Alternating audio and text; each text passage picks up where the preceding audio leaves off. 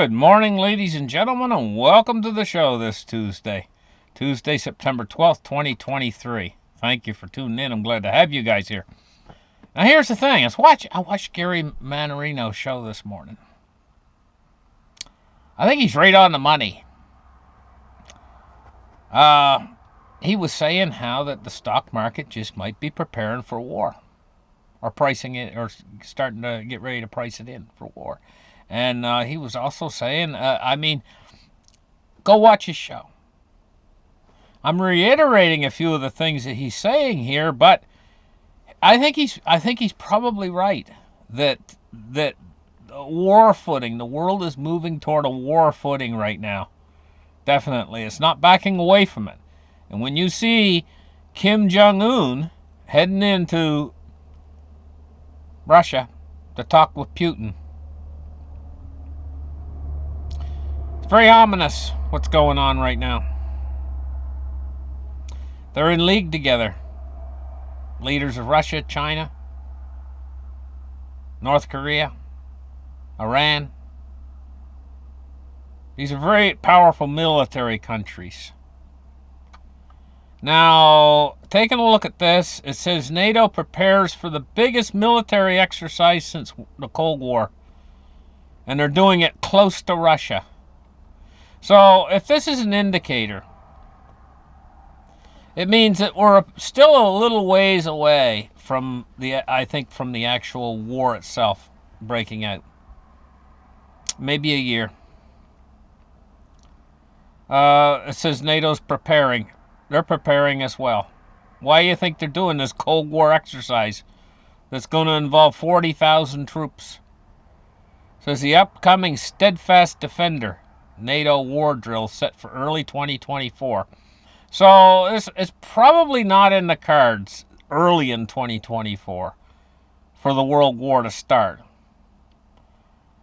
I really believe what General Minhan said, and I think that his memo was a little bit of a treasure for all of us to give us an idea of the time scale of what this thing's moving at. And on that time scale, the most vulnerable place over here for America, our most vulnerable spot, will come just before the United States elections. And the Russians and Chinese will probably want to capitalize on that. So, in a timetable sort of, looking at it in a timetable sort of thing, what we're looking at is probably roughly about a year or so from now, and it's going to be the world could turn into hell on earth. Because, we've had world wars before, but we've never had a nuclear world war before. It would be a first, maybe a last. Israel sounds alarm over possible Russian advanced weapons transfers to Iran. So they're very worried that the Russians will transfer to the Iranians advanced weaponry. Very worried about that. And so this war could spread to the Middle East. And can we say gas prices going...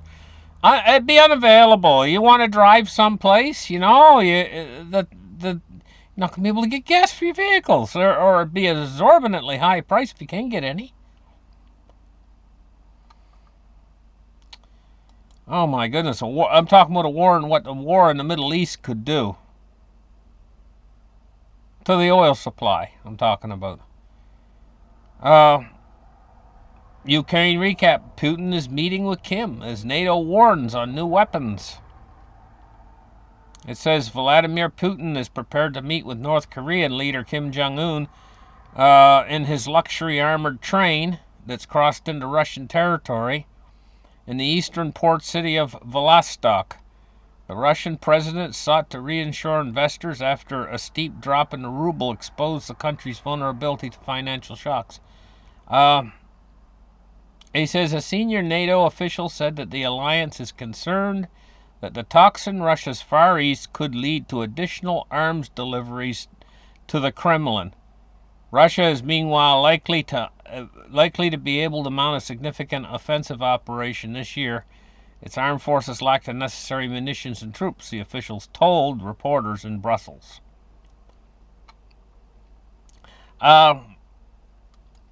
What's happening? Let's see. What do we got here?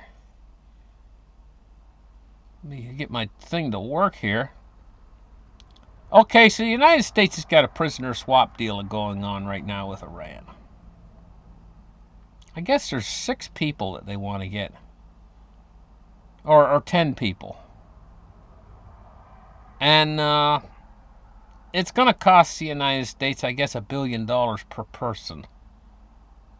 Because they're going to give the Iranians roughly $6 billion of its assets that were frozen. And at least they're going to get a few people back. At a cost of $1 billion a person. But what's $1 billion now? $1 billion isn't even the old million. Now it's $1 trillion is a new billion, and $1 billion is a new million, and $1 million is the new 10 cents. I mean, it's a stupid world we're in now. It's gone crazy. It's absolutely going insane. What did I have on here? I had some story I wanted to go into on here. Okay, let's take a look at the silver price today. Here we go. It's up 4 cents on the day at 23.09 today so far. I'm going to tell you guys. About 5 years ago, I did several stories about what's going on right now. I took a lot of heat for it. People who watched my channel ridiculed the shows that I did. They said, "Oh, you don't know nothing about foreign policy. Stick with the financial markets," they said. You know what the show was about? This was about 4 years before the war in Ukraine started. I said that Russia's going to go to war with Ukraine. And I also said that they're going to be probably targeting more countries than just Ukraine. And at the time, my thinking was that they wouldn't get bogged down in Ukraine like they have. My thinking was that they'd take Ukraine rather quickly. And I think that's what their thinking was too. I think they had their heart set on pushing up their main push up through Poland. And I think that's why you see them even now, Poland preparing so rigorously, reinforcing itself so rigorously. Early in the war, I think they gave it away. They had a map, and they were showing where their advancements, where they wanted to move in different directions from after they took Ukraine. Oh yes, they got their eye on conquest. I mean, Putin is a warrior. He doesn't think small.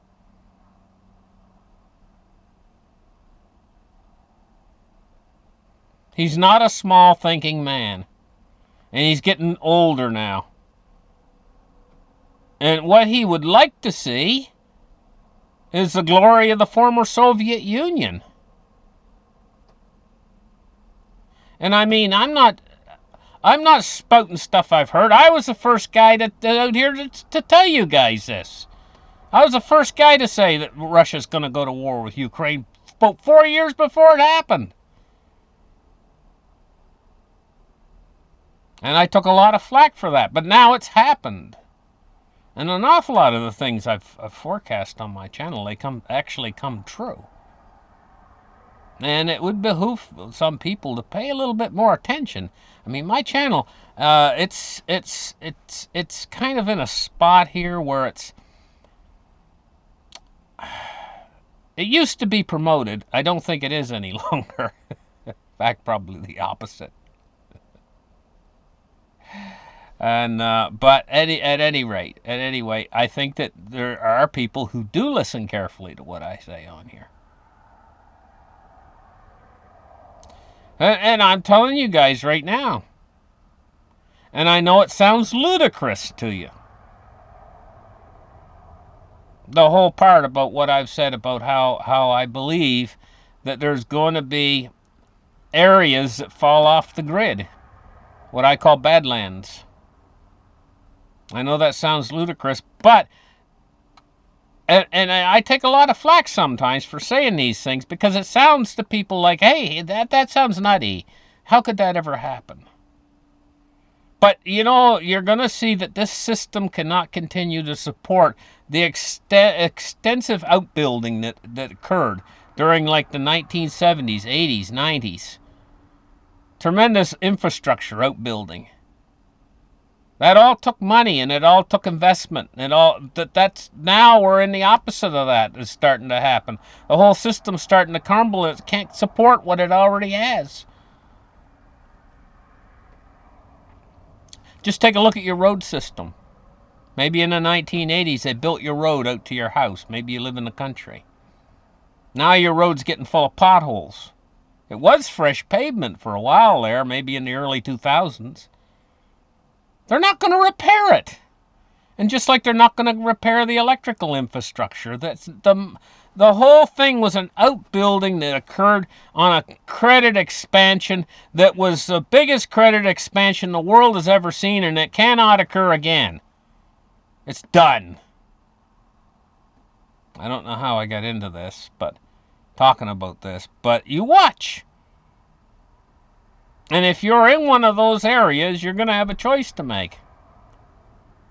Because in your area, right now you got grid. It might go down in your area, and it might not come back ever in that particular area. You might have, if you want grid, you might have to relocate to an area that has grid.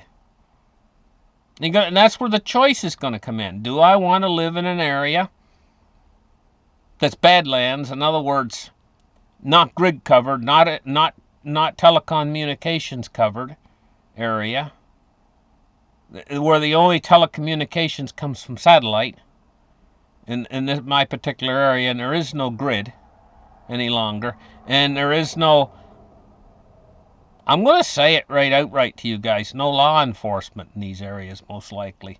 Or if it is law enforcement, it's going to be some sort of a paramilitary, I don't know what you'd call it.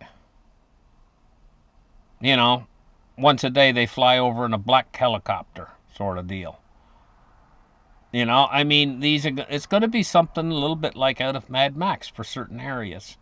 I don't think this thing is going to be even across the board when it comes. We've never experienced a crisis like this before. It's multiple crises converging into one enormous crisis. It's not long away either. I think the war is going to bring it all. I think the war is the keg. Remember yesterday I talked about these are all like a bunch of kegs, explosive kegs with fuses in them, and the fuses are burning. And when first one goes off, it's going to set off all of them. Well, I think the war keg might have the shortest fuse. Because on the financial keg, they can kick the can down the road, kick the can down the road, kick the can down the road. And they keep heading toward hyperinflation, but heavens, a dollar is so extensively used in the world, it's taken a long time. Anyway, guys, I got to get on with the markets here. We were taking a look at gold. I don't know how I got off on a tear, but I did. Oh well, that's fine. Down $9.60. The gold's at $19.12. I'm going to tell you, when we get in this new paradigm that's coming, gold and silver is going to be money again. I mean, for real money. People will just have their grubby little hands out there really wanting to have it. And it's going to be in short supply, especially silver. And it's going to be the one thing in the world. It's just like, you know when a guy hauls out a pocket full of diamonds? That's what silver's going to turn into. You know how it's just like a item that is like, oh boy, everybody in the world's going to want it. And its price of it? Oh my god. And that's why they're going to all want it. It ain't going to last forever because the mines, will continue to mine it, and it will eventually find an equilibrium again. But we're going to go through a period in time where it is a very valuable asset to own during the crisis period.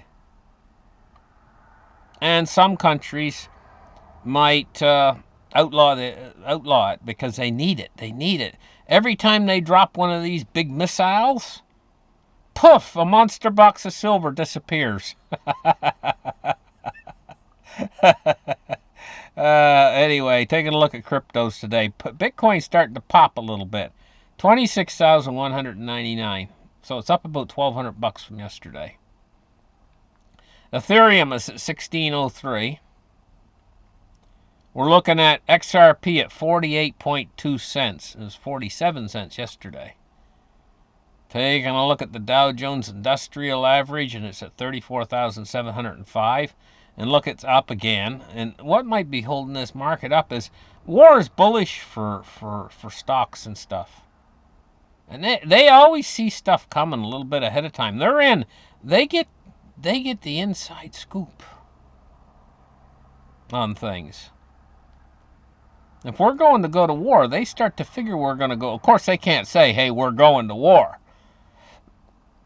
But what they can do is react to it. But they get the inside scoop. And war is bullish for markets. I mean, it could shoot the price of commodities through the roof.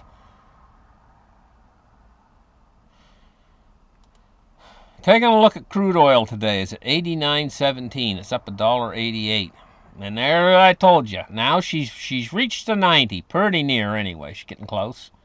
She watch her stick around 90 for a while. Probably for about a month or two. And then it'll be on its way to 100. Boy, some things are...